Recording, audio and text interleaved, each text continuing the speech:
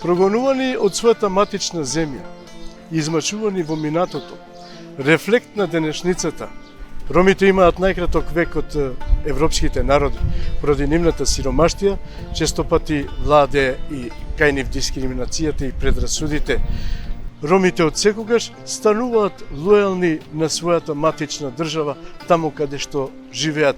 Тие никогаш не војувале, нити сакаат да војуваат против некого. Ромите од секогаш биле миролюбив народ. Благодарение на плурализмот во ова општество, ромите стануваат од ден на ден све поуспешни и поуспешни, со тоа што го заземаат патот на успехот, спроведувајќи го преку образовниот процес. Тие денес во нашата држава, а и во другите европски држави, стануваат пратеници, стануваат министри, стануваат советници на кабинети, стануваат на високи и завидни позиции. Токму затоа и оваа емисија е посветена на високо образованите роми. Ние со оваа емисија сакаме да прикажеме на сите вас и да ви дадеме мотив да бидете и вие дел како овие високо образовани роми. Токму овие млади лица се пример и мотив за идните генерации, особено од ромската припадност. Токму тие ги фаќаме денеска во нашите емисии и ќе разговараме за нивната страна од животот од сосема друг агол. Ве покануваме да гледате емисијата Сторија на успешните роми. Поштовани гледачи, еве повторно во емисијата Сторија за успешните роми. Успешни, но навистина тежок е успехот, особено на ромите кога се работи за патот до нивниот успех. Секогаш потрлив пат, секогаш со некои препреки, секогаш со некои големи пребродувања, но секогаш навистина на крајот успешен. Таков еден гостин денеска исто така имаме со големи успеси, зад себе млад, перспективен, но како што велат сите, во завидлива позиција. Човек кој што има завршено филолошки факултет, работи во државен просветен инспекторат и не сакам многу да должам, едноставно Денис Османов. Денис, добре ни дојде во емисијата, предпоставувам дека ти е удобно. Ете, како се чувствуваш на нас? Да. Прво ви благодарам за поканата. Сакам да учествувам во што повеќе ромски емисии, интервјуа кога е посебно направено за ромската заедница, па да дадам некаков придонес во некои мисли, ставови за како може да напредува нашата заедница. Така, на нас, ете чисто за твоја информација и за информација на гледачите, емисијата е опуштена. Би сакале да го представиме Денис во другото светло, не она што Денис го работи. Така, досадниот дел. Малку и од другата страна на животот, да видат всушност кој е Денис, затоа ќе започнеме од твоето, нели, детство или односно семејството, обкружувањето на твоето семејство, каде си роден, кои се твоите родители, од каде потекнуваш? Так, значи Денис Османи, живеам во центар, поточно во Водно, населбата Водно. Моите се, еве, зашто многу нели се прашуваме како племиња, од кај сме, мислам што сме, ние сме џамбази. Од дедо ми работел со коњи, така па дедо ми, чичковците, татко ми, така малку што почна со она што се барало, нели, како индустријски работник. Живееме во средина каде што се претежно македонци. Роми сме 5-6 куќи и се сме фамилија. Вашиот татко работел како индустријски работник или во фирма за производство на пластични работи. Така. Така. Вашата мајка? Мајка ми домакинка. Так. Она е од Косово. Така. Така, па... Браќа, сестри? Да, имам уште 2 сестри. Тие живеат во странство, едната во Германија, другата е во Италија. Ама исто, наши роми, џамбази, така. Така. Ајде да започнеме од она што, нели, секое дете го имаше? Дали имаше безгрижно детство? Дали се сеќаваш нешто во некои моменти на твоето детство, да речам? Во некои игри детски, во некои другарчиња што ти оставија печаток пред да започнеш со образованието? Така, пред да започнам, се разбира, имало секогаш, нели, има убави моменти, некои може и, што знам, потешки моменти. А убавите е дружењето секоја со децата од твојата улица, од каде што доаѓаш или каде што живееш. Никогаш немало проблеми со соседите, со комшиите. Знаевте ли да се скарате за џамли или да речем за... Да, се случувало, ама секогаш пак си продолжуваме со игра. Так. Никогаш да држиме лутина подолго време или па родителите да дојде до такво нешто, да секогаш да имало некоја караница, родителите не ни обрнувале внимание на, мислам, ние со тие што сме се скарале, секогаш пак сме играле, сме продолжувале и нашите родители се дружат, да речеме, од улицата, да. Ајде да започнеме малку околу вашето образование. Да.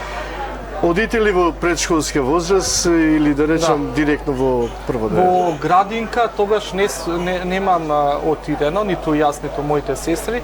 Имаме само во забавиште, како предподготвителна за прво оделение. Таму исто убаво беше дружењето со сите. Секогаш било најтешките моменти биле околу финансиите, кога требало да се оди некаде, да се учествува во нешто, кога тука треба да се учествува од страна на семејството со финансискиот дел. Тогаш вашето семејство сигурно било со поскромен буџет за разлика од дека само татко ми работел и таа била некоја плата, не знам, не е ни просечна од тој период. Работничка плата во тоа време, да кажеме. Во ред, ајде да почнеме од основното образование. Се запишувате основно образование во кој училиште? Предпоставувам во веднаш облиз, да, кај што ми е и најблиску, во основното училиште Кочо Рацин. Таму сум и завршив основно училиште. Во текот на тие 8 години секогаш имав мислам добро искуство. Ајде полека поред да одиме. Да. Значи прваче, во времето да бидеш прваче имаше, не знам дали се сеќаваш ти, јас знам за мене, мораше на 29 ноември да ми стават марамче, па капче, па да бев Титово пионирче, па со книжка, па гордо да се шетам низ улицата, па имаше ли такви моменти во твое време или не?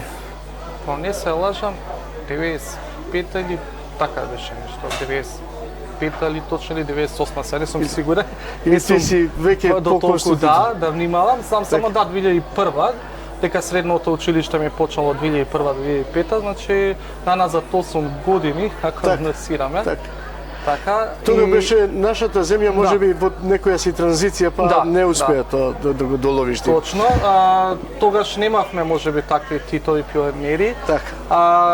Имавме само еден беч дека сме во тоа училиште дека припаѓаме, дека започнуваме да учиме.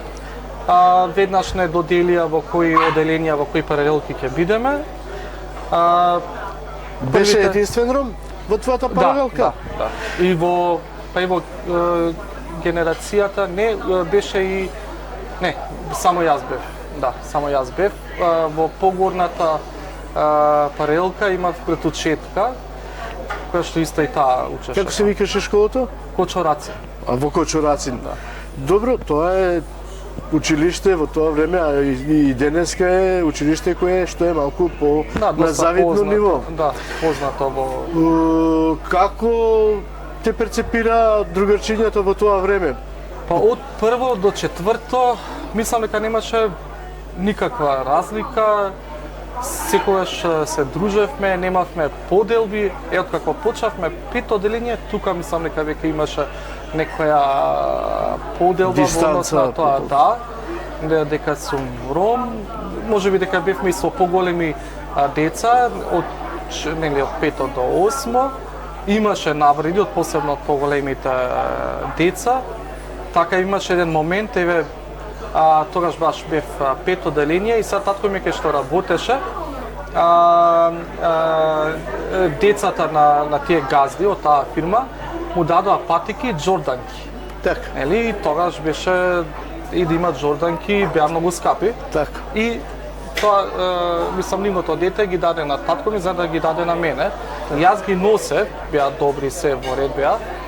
И имавме час по физичко, сеќам, значи си ги оставив тие патики, зашто секогаш мораш да носиш надворше се посебно за во физкултурна сала. И кога се вратив, патиките ми беа закачени на лустар. Да, и беше јасно, и зошто, како. И реагирали наставниците во тоа време? Не ни пријавив, за тоа не мислам дека не би беше. Имаше ли тепачка меѓу вас во тоа време? Имаше Нервози, поголемите, реакции? околу мојата генерација провокации? не баш, ама со поголемите, да, имаше, како што реков, и навреди, цигани се, посебно за часовите по физичко, кога ќе бевме во игралиште, и некои знаеа да се закачаат и ме удрија, така. Ама после средивме, ќе викнав јас од постарите некои, и ќе среда работа и веќе никој не смееше така да закача. На што се должи Да. таа, ајде, одвоеност уште од детските години? Што мислиш? Ти си сега просветен работник. Да. Што мислиш? Зошто така? Тоа се случува и денеска, претпоставувам. Да, како не. На што се должи сето тоа? Па прво, мислам дека доаѓа најмногу од дома. Доаѓа од дома, од најблиските, родителите, баба, дедо, пренесуваат некои стереотипи за ромската заедница. И тоа го сваќаат нели доста буквално децата за ромите какви се или какви мислат дека се они. А тие што со кои имав добар однос, односно со кои што се дружев, никогаш значи од децата кои што беа од мојата улица или од мојата пределка немаше таа поделба. А додека тие што, како што реков, од поголемите генерации или од некои други пределки, тие стереотипи ги пренесуваа во своите друштво.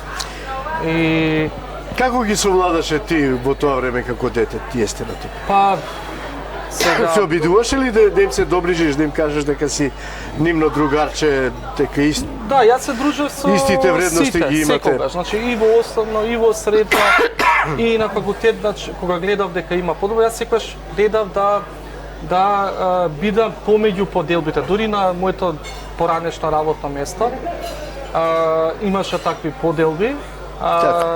Јас секогаш гледав да се дружам со сите. Да не испаѓа јас сум во таа група или сум во онаа група. Секогаш сакав да се поврзувам со сите други групи, со сите групи за да не ме гледаат како нешто поинаков. од другите. Да. Дали ти правеше таа сатисфакција за да можеш на школа да бидеш подобар ученик од нив, да се бориш? Ете, нели, те притискаат со тоа, ајде условно да кажам, дискриминација? Во основното школа, од страна на наставниците, значи немаше дискриминација.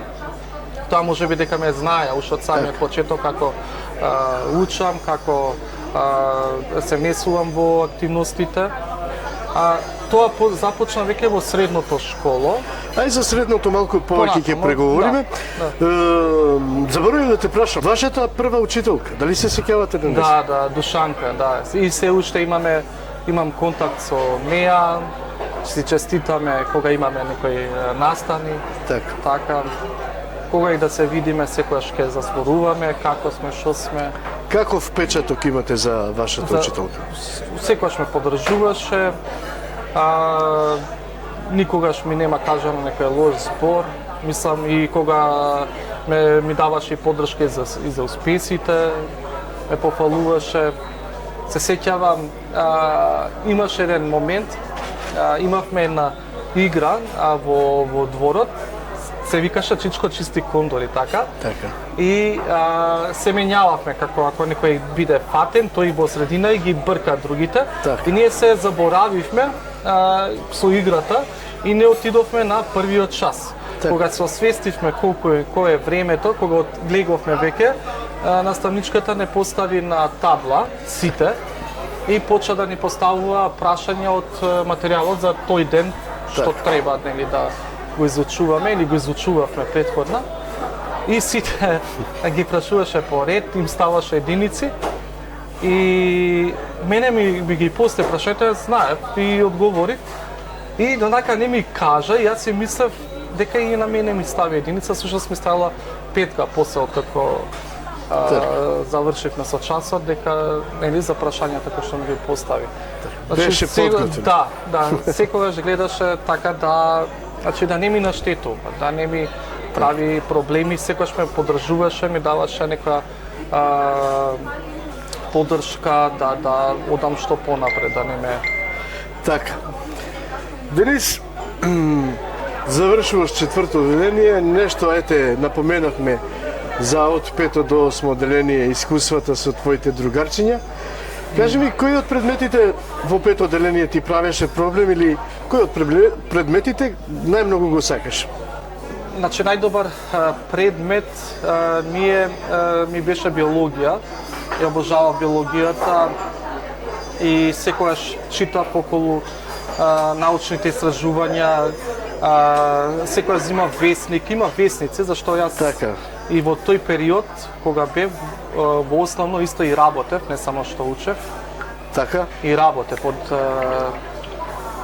трето, четврто одделение. Носев весници во населбата каде што живеев и така пред да ги носам секогаш ги читав сите весници. Нова Македонија, Вечер, Вест, Фокус, че сите списанија и тоа доста ми помагаше. Тоа што има во образовниот процес. Да, и во образовниот процес, и во комуникација ми помагаше со многу возрастни, значи луѓе за мене тој период.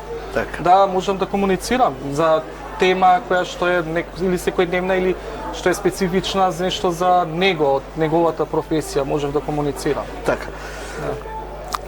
Ми се наметно едно прашање, морам да ви го поставам. Да.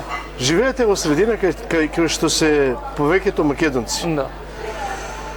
Вие сте роми, нели вообичаено ромите дома се изборуваат на ромски јазик. Да. Како говоревте дома вие во Ние семејството? зборувавме на македонски јазик, ама тоа беше кај мене и другиот Чичко, дека кај другите што знам така. И ромски, и македонски. Сестрите повеќе научија, што знам, кога се дружеа повеќе со роднините, па после кога влегува и во брак, додека кај мене така, дружбата ми беше постојано тука како што е во населбата. Средното училиште исто така. Значи сакаш да кажеш дека македонскиот јазик, односно јазикот кој што го зборувавте од деца, ви помогна нели и во образовниот процес. Да. А и Многу, се разбира и во животот, малку Да, и... зашто имаше секогаш исмејување, тоа што го забележував, нели, од страна на другите заедници, тоест кај македонската заедница за како зборуваат ромите. Преку емисиите, преку од тоа кога учат во средното училиште. Така.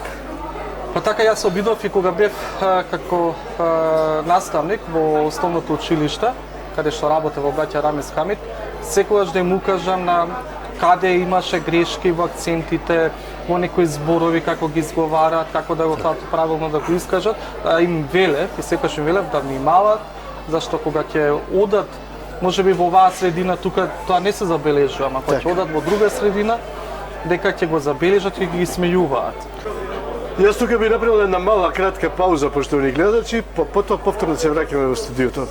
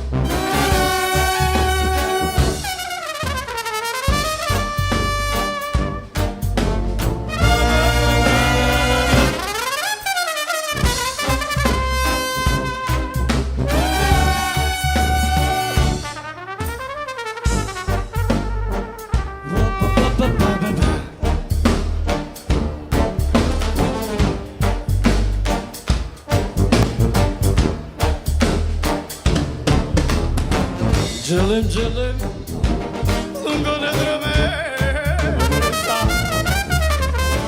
Mala dile Barvale rumenca Cılım cılım Lungonedreme Mala dile Barvale rumenca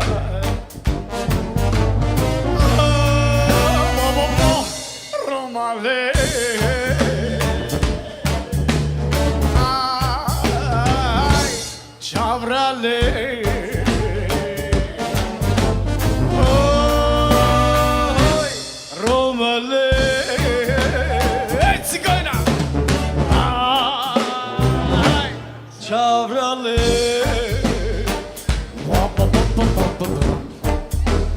Ich grüße Schaban Beramovic in Himmel, the king of Roma songs.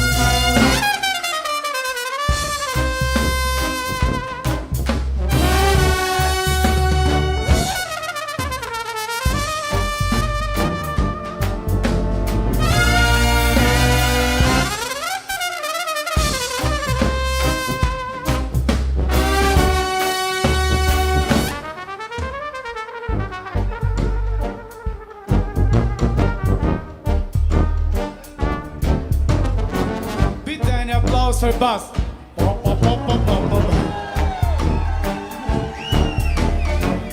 Yeah. Shukri.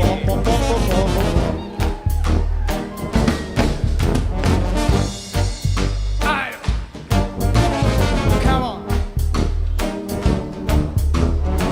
Cimarroni tra del mate chora. Mete chorro. I like it there now. Cimarroni, candel mate chora.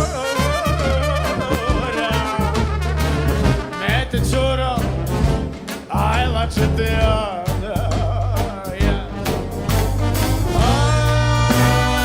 Ai, Roma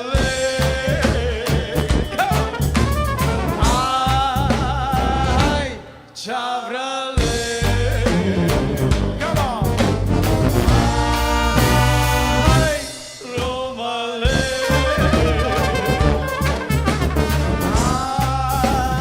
ai, Ciavrale.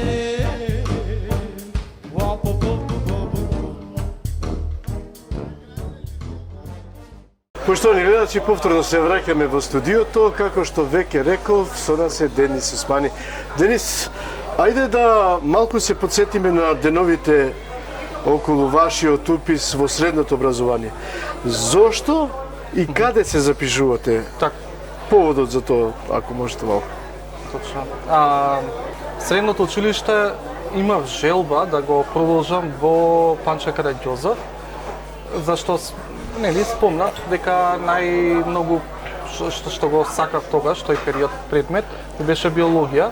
Така. Но имавме проблеми како кај сите роми, за жал, ама еве кај нас така беше, со документацијата, односно со државјанството. Така. За жал, еве родителите или баба, дедо, не знам, не обрнува толку внимание на да се ги регулираат документите околу државјанството. Па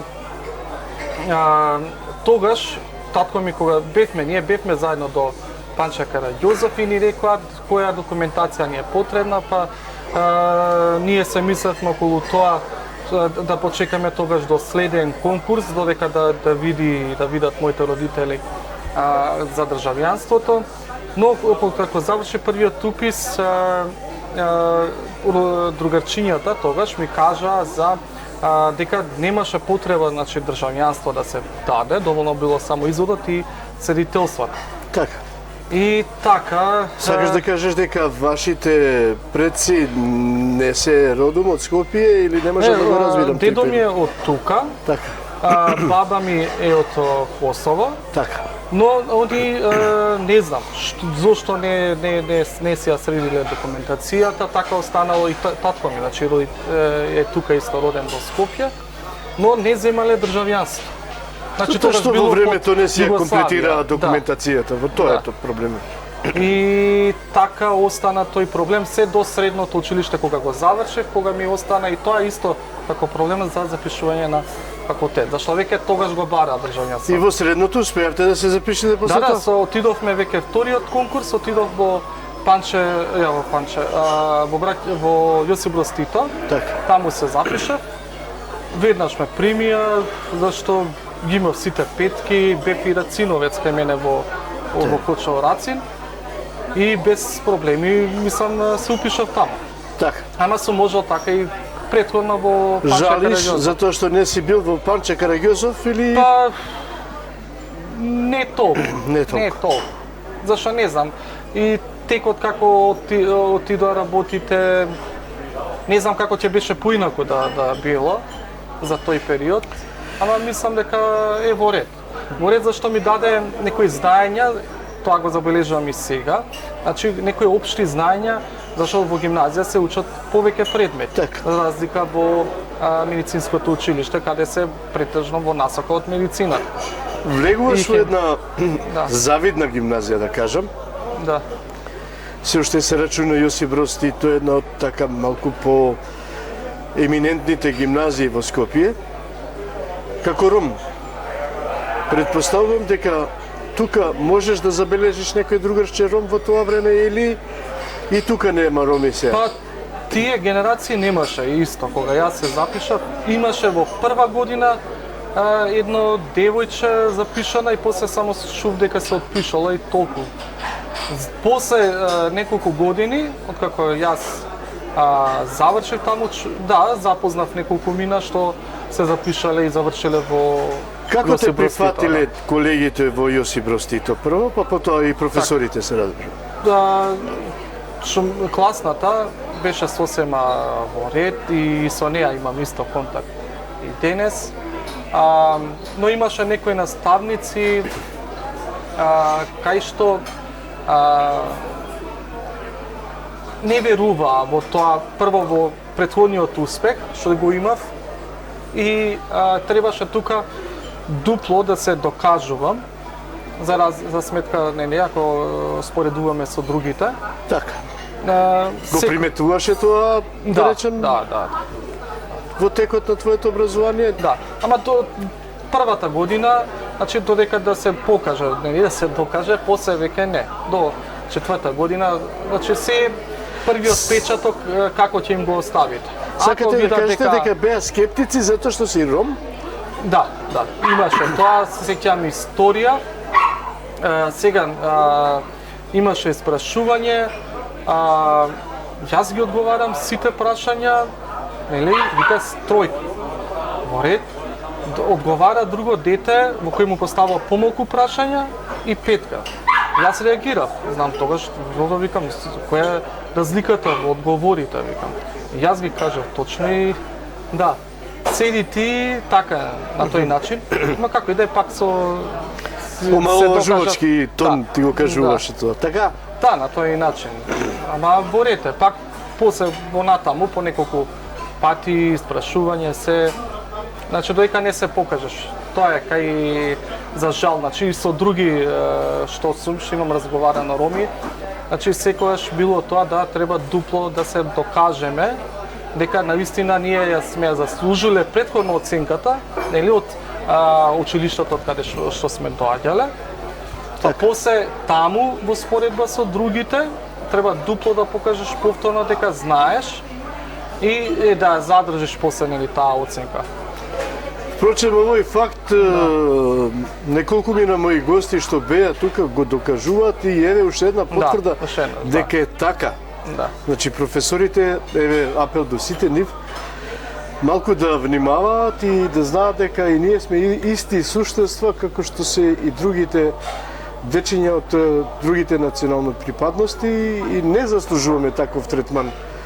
Барем во училиштата треба да им се даде шанси на сите деца подеднакво. Така, јас би им кажал, би им препорачал, значи они да бидат активни, да не седат на последни клупи, да не седат, не знам, да не одговараат на прашањата, ако мислат дека ги знаат одговорите, че секогаш да си бидат активни, така веќе ќе го сменат мислењето наставниците или професорите за тоа кој успех би требало они да го имаат за нивното знае, која оценка. Да не заборав да те прашам, беше ли активен во некои секции, од основно, средно, па дури во средно? Да, во основно и средно. Среднота, да, бе во литературната секција, исто така и во спортот, во трчање 100 метри, далечина. И така и исто се вроди следната желба, да се како, ама тоа ми беше како Б план за каде да се запишам на факултет. По таа план повторно ми беше медицината, дека по Б план во рамките на книжевност, на литература. Секако дека се определивте за планот Б, колку што можам да забележам. Да, дека таму и се запиша. Ајде веќе да разговараме за нели завршуваш средно образование, доаѓаме до таа состојба кога нели кај нас робите вообичаено детево има завршено средно образование, сега се моментите да го ожениме. Да, за жал. Имаше ли такви моменти кај тебе? Кај мене немаше притисок, никако за женење, мажење или кај сестрите исто. Имавме околу тој дел, значи ние како ќе се испланираме во животот. За мене се знаеше дека јас сакам да си го продолжам образованието. Имаше поддршка од родителите? Да.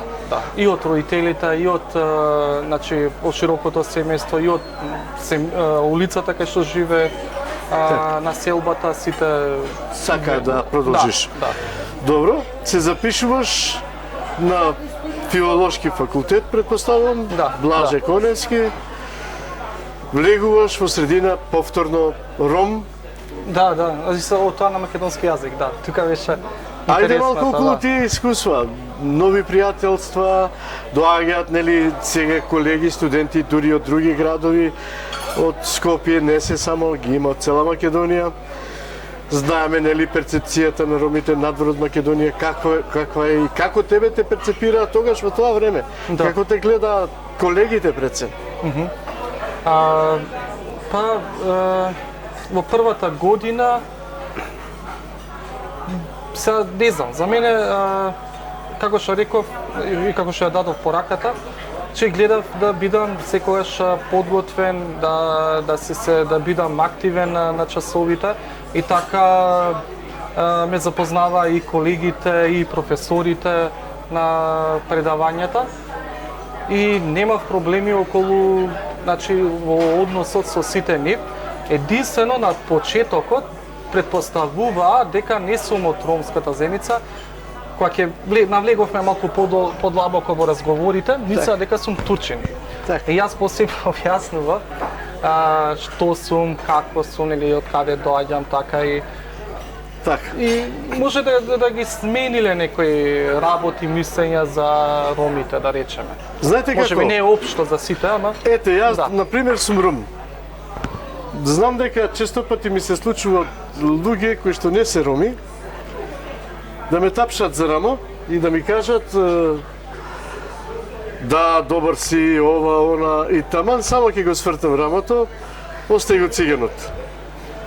Дали тој лош пограден збор често пати си се среќавал и ти како... Да, имало во друштва да речат, значи да речат цигани, да го потребуваат тој збор или да речат циганска работа или за жал, иако тие проблеми што ги има кај да речеме во ромската заедница ги има насекаде, значи тие карактеристики ги имаат кај сите националности, така што тоа што го поврзува само со ромската заедница не е во ред. Не е во ред и тоа остава трага за сите роми, посебно еве кога треба да се избори за нешто, они однапред те гледаат дека ти не можеш да успееш, не треба да ти се остави простор, нели да направиш нешто. Така. Дали тоа ти даваше сатисфакција да можеш да бидеш многу подобар од твоите колеги студенти, па да им покажеш ако ништо друго со шамар со оцени да им дадеш? Па како сатисфакција, како што реков, на почетокот се докажував и после не гледав околу тоа да се покажам како ром. Настанува беше за моето знаење да го проширувам и во тој дел да се покажувам. Така. А не за националната припадност. Каков студент беше? Па уличен, секогаш со значи третина од оценките ми се десетки. Така. И забравивме да те прашаме во кој одсек на филолошки факултет? Да, на катедрата за македонски јазик и јужнословенски јазици. Звањето ми е професор по македонски јазик и литература. Така. Го завршуваш факултетот, се стекнуваш со доста нови пријатели, предпоставувам и од факултетот и надвор од факултетот. Денис Османов веќе го знаат како професор по македонски јазик. Да. Какво е чувството да бидеш професор ром? Пред да завршам со студиите, се сеќавам дека почнав да истражувам по кои училишта можам да се вработам како професор по македонски јазик, зашто имав еден добар совет од еден комшија, кој што вели дека однапред, значи тоа што планираш да работиш или нели што како кариера или понатаму некоја активност, претходно треба да видиш кои се условите за да влезеш во тоа. Јас почнав да истражувам и одев на интервјуа кај директори тогаш, прво кај мене во училиштето, па после отидов во центарот, каде што оделение за средно образование. Сакав јас значи со еден чекор да стекнам за повеќе училишта каде може да има слободно празно место за професор по македонски јазик. И тогаш беше и понатака дознав и како се вика целосно презимето, Даниела Адамова. И ја и се представив и реков дека сакам да ако можете да ми дадете информација каде има слободни места, и таа ме гледа и мака и вика: "Ти што си, ром си?" Нели јас да, откако го дадов CV-то. Па вика ром да предава на македонски деца, да предава или на македонци да предава македонски јазик, вика тешко така, знаеш, ја малку во шок, да, зашто не го очекував тоа воопшто. И никако и тоа како мислење не го добив во текот на студиите, дека не можам тоа да го правам или не може да се случи, да ми рекол некој професор. Ти направи ли тоа стигма во понатомошниот текст? Па да, ме закочи на некој начин да се не знам, да си кажам што сум направил, кој избор. Нели за Впрочем, после тоа да речем, ете, се надевам дека го најде и работното место. Да, отидов после во општината во Шуторизари, ме пречека тогаш се покојниот Анди Бајрам и разговаравме за ситуацијата како е, што е, па рече и со директорката тогаш на Тулајда, исто покојна, ми рекоа ако има простор, значи со слободи работно место, дека ќе ме повикаат. Односно ќе ми дадат можност да конкурирам како останатите. И тогаш тоа го добив како надеж, дипломирав, но да, како што рековме, скептичен малку повторно. Така. И гледав да заминам во странство и заминав.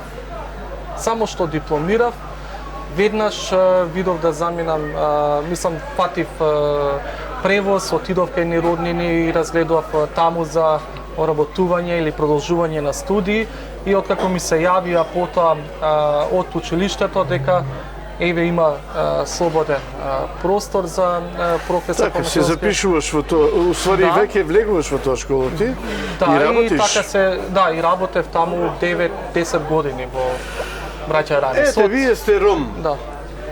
Баш ме интересира во споредба со наставници кои што не се роми, какво е вашето искуство со ромските дечиња, затоа што знаеме дека особено во основното образование ромските дечиња не се баш кои што можат да го совладат целиот материјал. Дали е тоа точно и како вие се справувавте со тој проблем?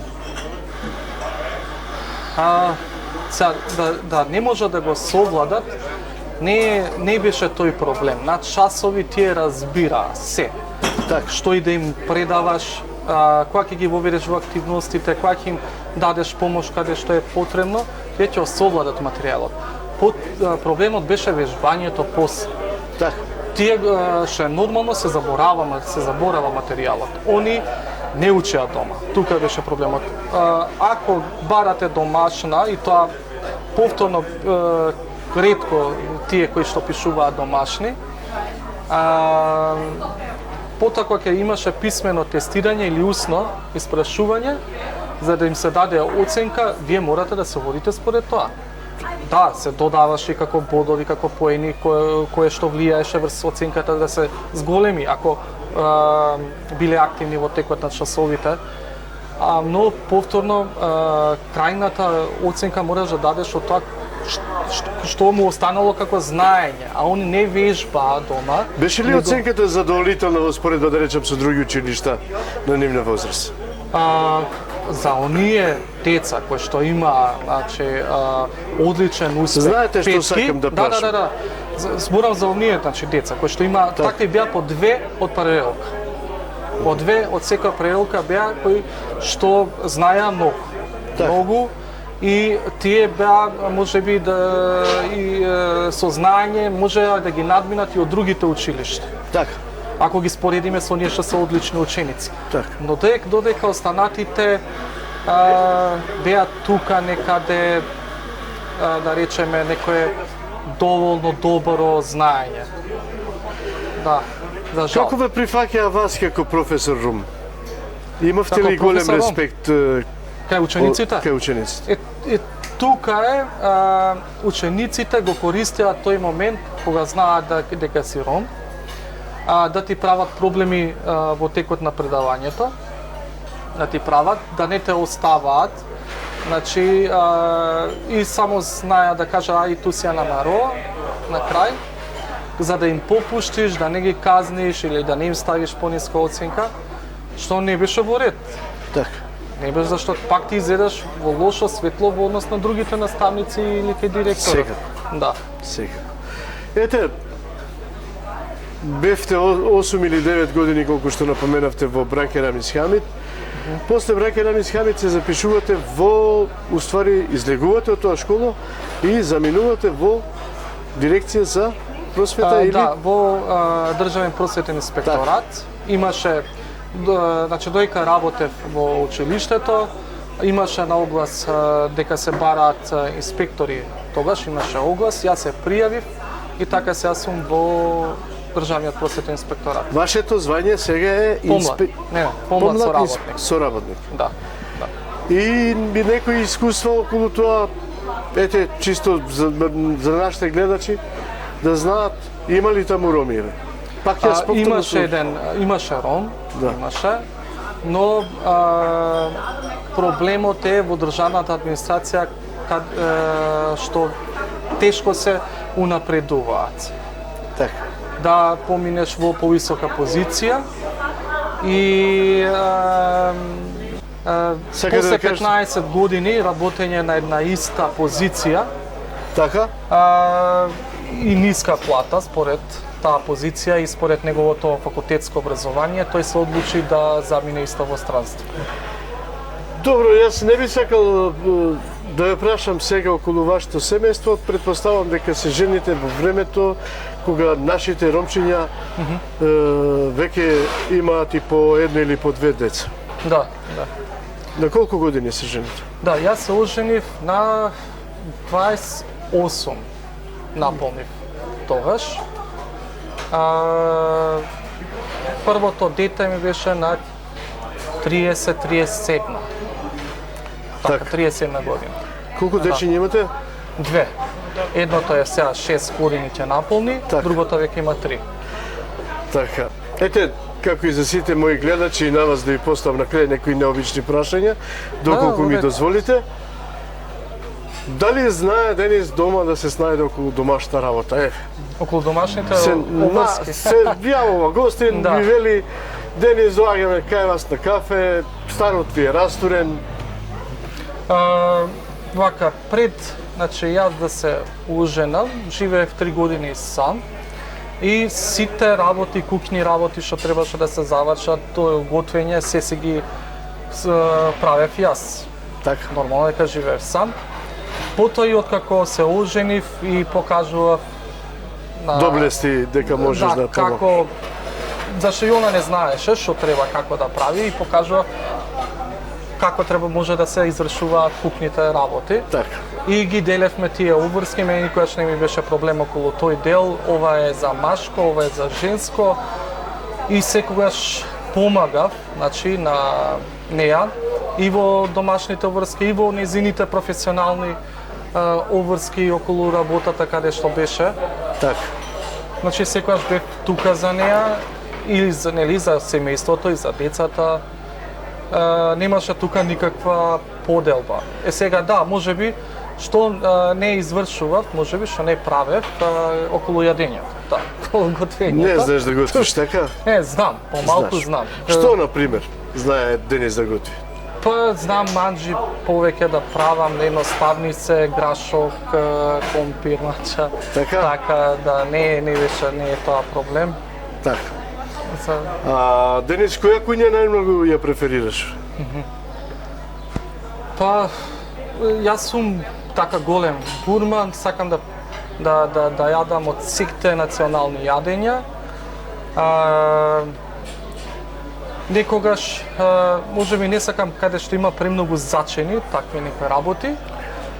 може да има неколку работи, 3-4 работи што се измешани, ама нели во добар вкусно. сооднос, да се осеќа вкусот од секој по нешто, но и да те најаде.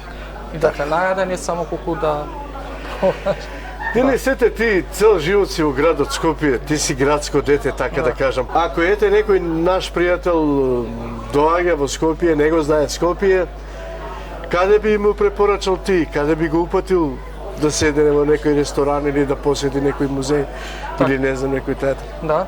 Сега прво ќе зависи од него. Дали сака тој повеќе да биде во градот, значи да посетува културни специфичности на градот или сака нешто од природата да по да твој види. избор. Да, ако е во однос на културата, би го однесол во музеот на град Скопје, во музеот на современата уметност, каде што може да види многу интересни работи за градот, за дејци, културни уметници.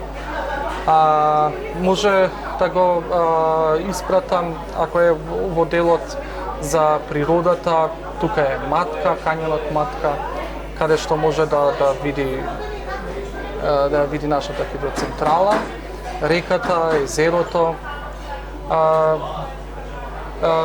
Од поновите работи тука се фонтаните или авиончето што е покрај што е во аеродром покрај Вардар, да? Так. Каде што може да ги посети. Тоа е интересно да се Всушност, сакав да те прашам, затоа и ти го поставих ова прашање, дали ти како ром се гордееш пред се што си ром? И второто прашање, дали се гордееш затоа што живееш во Скопје и си скопјанец? така. Како ром се гордеам зашто ние прво никогаш не сме направиле ниту една војна, не сме предизвикале. Каде сега се случувало со сила да бидат приморани нашите роми да учествуваат во војна, значи од секоја страна може. Не со по нивна желба, како што и денес конфликтот во Украина и во Русија, и каде што наши роми учествуваат во војната, дали во едната или во другата страна, а јас сум за да не учествуваме во ниту една војна, ако можеме да избегнеме, значи да не се оди да се учествува, да се избегне, дека се замине од таа земја, зашто која е вредноста? Еве се сеќам и 2001 судирот, каде што учествуваа наши роми и загинаа и повторно сме маловажувани, понижени. Што добивме ние со тоа како ромска заедница? Ништо. Никој не ти го вреди тоа, па ако го земеш и првата Балканска војна, односно првата светска војна, втората светска војна. Сакаш да кажеш еден збор, ние сме миролюбив народ, не сме за војна. И воопшто, значи да не се учествува. И нема што тука да се гордееме. Еве ние сме, како што гледам снимки, прикажуваат како даваме придонес во некоја војна, дали за украинциве сега или дали за не знам, Русиви или некоја друга трета страна, воопшто не треба да се гордееме со тоа. Значи треба да се тргнеме од таа војна, единствено да помагаме во смирување на конфликтот. Така. Горед, Денис, навистина, јас мислам дека го исцрпив разговорот со тебе. Меѓутоа, ете, можност, како и за сите мои гости и за тебе, доколку има нешто што не успеав јас да те прашам, а сакаш да го кажеш пред гледачите, еве можност да кажеш нешто. Така, па повеќе би дал кон младината, значи да се борат за тоа што го сакаат, за тоа што мислат дека нели можат да го направат, и да си дадат и поголеми цели. Зашто кога си даваме поголеми цели, ние доаѓаме до пократките цели, полесно да ги освоиме и на крај кога ќе дојдеме до таа поголема цел, дури нема толку да ни биде важно, зашто ќе ги гледаме успесите што сме ги поминале претходно и ќе се гордееме и со тоа. Така. Денис, навистина ми беше чест и задоволство да ми бидеш денеска гостин. Се надевам дека уживаа и нашите гледачи во нашиот разговор со тебе.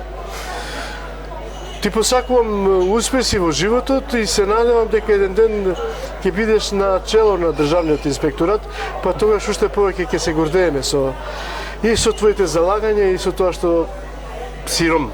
Така. Фала ви повторно за тоа што ме повикавте и се надевам дека ќе дојдат до што поголеми позитивни промени кај ромската заедница. Така. Поштовани гледачи, тука го завршуваме разговорот со Денис Османи. Навистина ми беше чест и задоволство да имам еден таков гостин и да разговарам на тема околу неговиот живот. Се надевам дека и на вас ви беше интересен и разговорот, а и неговата тема на животот. Благодарам на вниманието и ве поканувам на следно видување. До тогаш, довидување.